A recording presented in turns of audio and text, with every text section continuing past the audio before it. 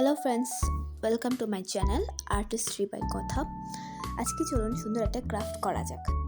আমার কাছে টেবিল ক্যালেন্ডারের পেছনে শক্ত অংশটা ছিল, আর ছিল কাচের অনেকগুলো টুকরো, যেগুলো ভাঙার পর আমি আরও ভেঙে ভেঙে গুঁড়ো করে ফেলেছি। প্রথমে আমরা ক্যালেন্ডারের যে শক্ত অংশটা ছিল সেটাকে আমরা ইচ্ছে মতো কালার করব। তোমরা তোমাদের নিজেদের ইচ্ছে মতো কালার করতে পারো।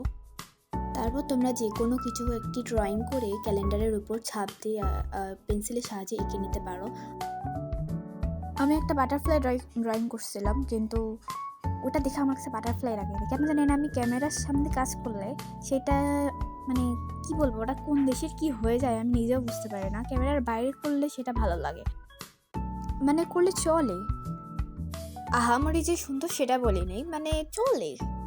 তোমরা চলো নেক্সট ভিডিওটা কমেন্ট বক্সে সাজেস্ট করতে পারো, আমি চেষ্টা করবো সেটা বানানোর জন্য, অবশ্যই চেষ্টা করব, সাথে মেনশনও করব। যাই হোক, আমরা যে ছবিটা আঁকছিলাম বাটারফ্লাই, সেটার অনুযায়ী আমরা সুন্দর করে, সুন্দর তো হয়নি, যাই হোক গ্লু লাগালাম। গ্লু লাগাই সেটার উপরে একটু শেপ অনুযায়ী কাজ খুঁজে খুঁজে বসাতে হবে সব। অবশ্যই এটা করার সময় গ্লাভস বা কোনো কিছু মানে সাবধানের সাথে করতে হবে, কারণ পরে দেখা যাবে কোনো একটা অ্যাক্সিডেন্ট ঘটে যাবে, পরে আমার নামে মামলা চলে আসবে।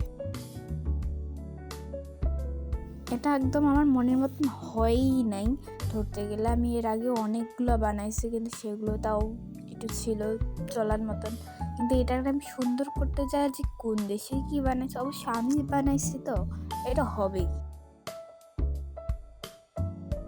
দীর্ঘ অনেকক্ষণ যুদ্ধের পর আমি কাজগুলো খুঁজে পাইছি আর ঠিক মতো বসাইছি।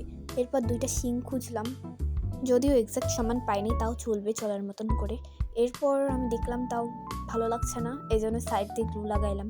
গ্লুর উপর দিয়ে কাজ গুঁড়া করার পর কতগুলো ছোটো ছোটো গুঁড়া থাকে, কিছুটা অনেকটা পাউডারের মতনও থাকে, কিছুটা আস্তে আস্তে দানা দানাও থাকে।